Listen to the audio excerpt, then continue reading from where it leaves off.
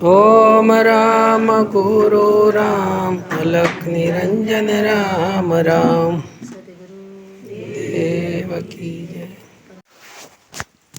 કે મોયલાની હારે તમે યુદ્ધ કરો, પણ આપણે 12 માણસો હાથી બજડીએ છીએ. હં તમે તન ઘોડો આના મનસ્વાર, આ તનરૂપી ઘોડો છે અને ઉપર મનસ્વાર થઈ ગયું છે. શબદ ભલકો ઝાલો હથિયાર. શબદ એટલે ગુરુજીનું આપેલું વચન, ગુરુજીનું નામ.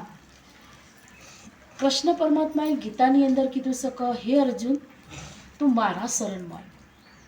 તું મારા શરણમાં આવ. તારે કોઈ કરવું પડશે નહીં. અર્જુનને અને કૃષ્ણને તો આટલું જ છેટું હતું. વૈશમ કીધું કે મારા શરણમાં આવ. અર્જુન નજીક હતો તોય છતો દૂર હતો. નજીક હતો તોય છતો દૂર હતો. એવી રીતે આપણે પણ ગુરુ મહારાજનું વચન, એક નામ. શરણાગતિ એટલે પગમાં પડી જાય ને આંગૂઠીએ એ નહીં. શરણાગતિ પગમાં પડી જાય ને આંગૂઠી એ નહીં. તમે વચન ધારણ કરો ગુરુનું, એ જ મોટા મોટું શરણાગતિ.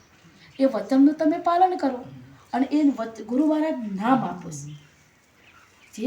જે કહેતો થયું મને નિજ ભાન, દેહ સતો જેની દર્શા વર્ષે દેહાતીત, એ જ્ઞાનીના શરણમાં વંદુ અગણિત. જે દેહનું મને ભાન કરાયું અને એ ભૂમિકાનો જો પાવર આવી જાય ને, તો ગંગા સતીબાઈ કીધું છે, હરખની શોકની એટકી નાવ આઠ પર આનંદની. ધીરો ભગત થઈ ગયા અને ધીરો ભગત એક ગાયું છે. એકનો એક છોકરો એની લાશ બળતી જાય, શમશાનની અંદર લાશ બળતી. એક ટેકરી પર જઈને ભજન ગાશે ધીરો ભગત. કઠણ સોટ છે કાર મોરે મરણ મોટે રોમા, હેતે હરિનો રસ પીએ. કઈક રાજાને કઈ રાજવી આ સોડી સાલે સંસાર.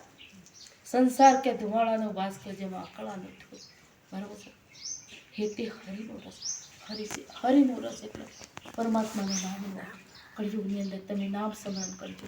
તમે કરતા એવું નહીં કે આપણે 24 કલાક એનું, તમે એ ભૂમિકા પર, સદગુરુ જે ભૂમિકા બતાવી તે ભૂમિકા પર રહો કે તો તમારે અર્થ ફરત કામ કરતો તમને એટલી બધી આનંદની ઘેર.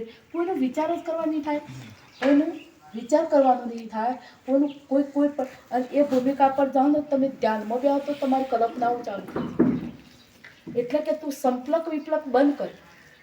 જ્યાર સુધી તમે સંપલક વિપલકમાં રહો ને, દાખલા તરીકે ધ્યાનમાં બેસી જાઓ, ધ્યાનમાં સંપલક વિપલક ચાલુ થઈ જાય. એ જ્યાર સુધી એ હો ને ત્યાર સુધી આપણે આગળ નહીં વધી શકીએ.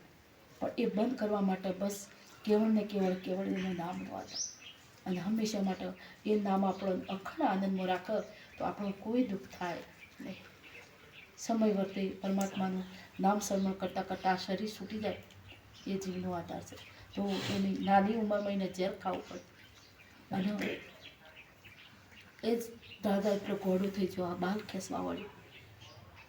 અને નારદજી ફરતા ફરતા આવ્યા અને એ રાજાને એમ કે ઘોડિયામાં ગયું કે રાજા તું શોક શું કરે છે? કે મારો છોકરો મરી ગયો છે. કે કનો? એ કે મારો, કે આ છોકરાનું હજીવન કર, છોકરાનું હજીવન કર. પછી એમને કીધું બેટા તું તારા બાપાને શું ખાલતી. પછી વખતે છોકરા જવા અમુક ગયા તે મારો રાજા હતો અને એક સ્ત્રી ફળ લઈને આવી, એ મારી માતા બની અને અનંત જેટલી પીઢીઓ હતી એક ફળમાં હું ખાઈ ગયો. આ જન્મમાં મારી સાવકી માતાઓ બની અને મને નાની ઉંમરમાં એને ઝેર આપ્યું અને એ કર્મનું ફળ મારે ભોગવવું પડે છે. એટલે આ જીવ છે ને, ભગવાન કે કોઈ દેવી દેવતા દુઃખ આપતા નથી. દુઃખ તો આપણે પોતાનું કર્મના અધીન ફળ મળે છે. તમે સારો કર્મ કરશો, સારા વિચારો કરશો અને પ્રેમ ભાવથી જીવનની અંદર બધી રીતે શ્યમ શાંતા રહો તો જીવનની અંદર કોઈ આપણો નડવાનું નથી. અને જો આપણામાં જે વિચારો આવ્યા બીજાના વિચારો બીજાનું જોવાનું બસ ચાલુ થઈ ગયું તો સમજી લો કે આપણામાં કંઈક ખોમી છે. એટલે ખોમી બહાર નથી કાઢવાની, પોતાની અંદર ખોલવાની છે. તો મારે કોઈ ભૂલ તો થતી નથી. હું બીજા કોઈ વાતનું તો હું નડતો તો નથી. મારાથી કોઈનું ભગવાનનું સ્મરણ થાય પણ કોઈની નિંદા થાય અને નિંદા થાય એટલે જગા છોડી દેવાની. આપણે હોભળાય ના દાખલાથી જગા છોડી દેવાની, પણ એમાં આપણો એમાં રસ લેવાય નહીં. તો જીવનમાં અને હું અત્યારમાં જ વાત કરી અમે પેલા સંતાબેનને ત્યાં બેઠેલું તમે કીધું સ્થાપિત પ્રજાપતિના ઘેર ભગવાનને પહેલી જ ભક્તિ કરી હોય તો પ્રજાપતિ સમાજની કરી હોય. જેમ કે થાપણ કર્યું હોય તો પ્રજાપતિ સમાજની કરી હોય. જેમ કે શ્રીબાઈ કુંભારનના વખતની અંદર થાપણા ધરતીની અંદર પહેલી જ ભક્તિની એમને કરી છે. તો પ્રજાપતિ એક સમાજ છે એ ભગવાનના નજીક છે, ભગવાનનો એના ઘેર વાસ છે અને ભગવાનના ઘેર ભગવાન સતત એ રહેલો છે. બરાબર છે, ભગવાનનો વાસ છે એટલે પ્રજાપતિ સમાજ છે ને એ ભક્તિમાં તો આગળ જ છે. એને કોઈ કહેવા જવું ના રહે, બરાબર. પણ અમુક જેવો ભૂલી જાવે ને ભગવાનભાઈ, અમુક જેવો ભૂલી જાવે આ દેહનું અમુક ભાન ના. અમારે એ બાજુ પાછા એ માણસો છે ને એ કોઈનો આધાર મળે કોઈનો ના મળે. સતત ઓનું સત્સંગની જરૂર છે, સતત અભ્યાસની જરૂર છે. કાં તો આ સંસારના મોહજાળમાં બંધાઈ જીવતો પણ ઓમની છુટકારો આપણે કોઈ સંસાર કે જગત કે માયા છોડવાની જરૂર નહીં. એ તો તમે ધર્મનું કાર્ય પરમાત્માનું ભજન કર્યું એ તો છૂટી જા. દેશ હતો તમારી દશા વિદેહી વ્યક્ત હતા. દેશ હતો તમે રૂપમાં અનેક ગળાઓ કે ગુરુના નામની અનેક તમારો સ્વરૂપ. તો આપણે જે દેશ સ્વરૂપ છે જે તારી આ શરીર સ્થૂળ છે અને જ્યારે સૂક્ષ્મ શરીર તમારો સમૂહ આવો આ રૂપમાંની અરૂપ સમૂહ આવો તો સમજી લેવા કે તમે પરમાત્માના ટોચ ઉપર જતા એમ લાગે. અને જ્યાર સુધી આ અવસ્થા ના આવે ને ત્યાર સુધી આપણો પાયો કાચો છે. એટલે તમે સતત ગુરુના વચનમાં છો, ભજનમાં છો, પણ સતોય જાગવાની જરૂર છે.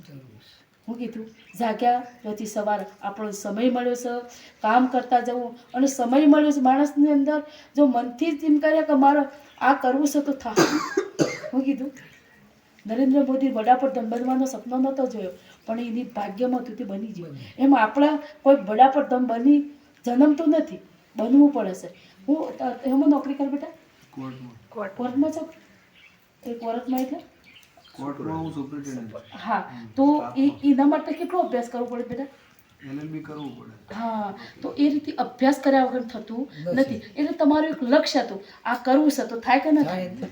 તો આપણી અંદર એટલી મજબૂત આવવી જોઈએ, એટલી શક્તિ હોવી જોઈએ અને આપણું મન મજબૂત નબળું ના બનાવ તો તમારું જે લક્ષ્ય હોય ને એ લક્ષ્ય પૂરું થાય.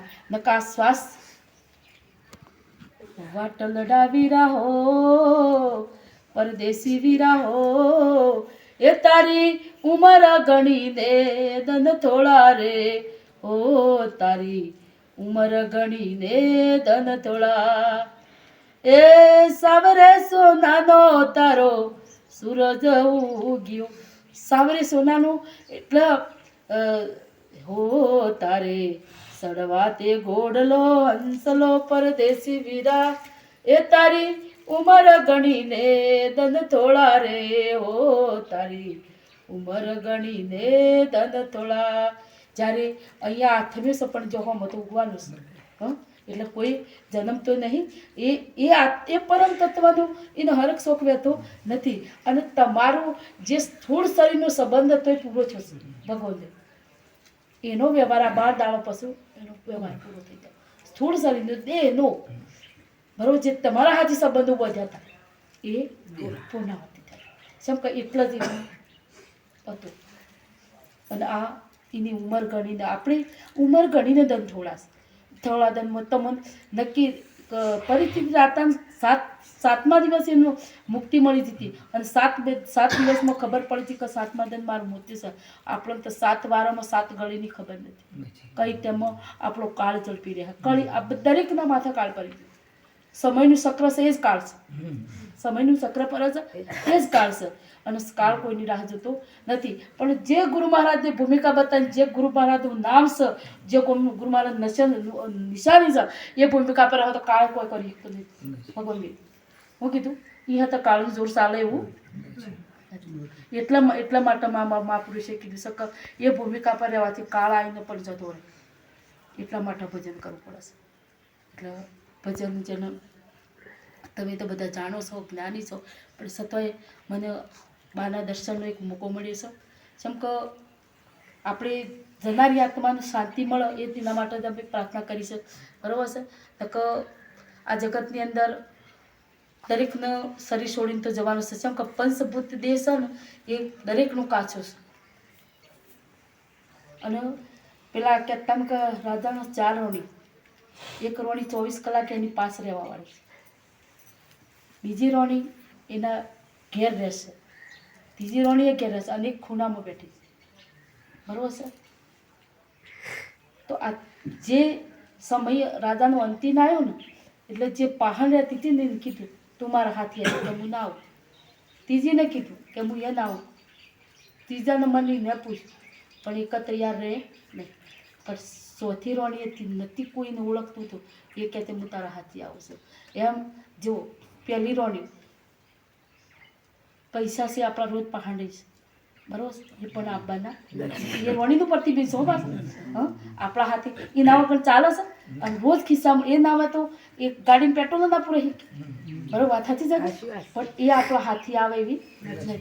બીજા નંબરની રોણી આપણી પત્ની, બરોબર, એ પણ રોજ જોડે રહેશે પણ એ આપણા હાથી આવે નહીં. પણ એ જે કર્મરૂપી રાણી છે, બરોબર છે, જે કર્મના એ આપણને ઓળખતી નહીં પણ સ્વથી એ છેલ્લી રોણી વાસે ને એ આપણા હાથી આવશે. એટલે કીધું છે તમે લઈ લો સવાયો સતનો ભજન થકી તરી જાઓ, કોણ તારો માનો બાપ કોણ તારી સંગસાલ, સત ધર્મ મારો માનો બાપ કર્મ મારી સંગસાલ, એ સદગુરુ આપે આદર ભાવ બેસનો સંત આપે, તમે લઈ લો સવાય સતનામ ભજન થકી તરી જાઓ, ભજન થકી તરી જાઓ. જે વસ્તુ સત્ય છે, સત્યનું કદી મંદિર રહેતું નથી.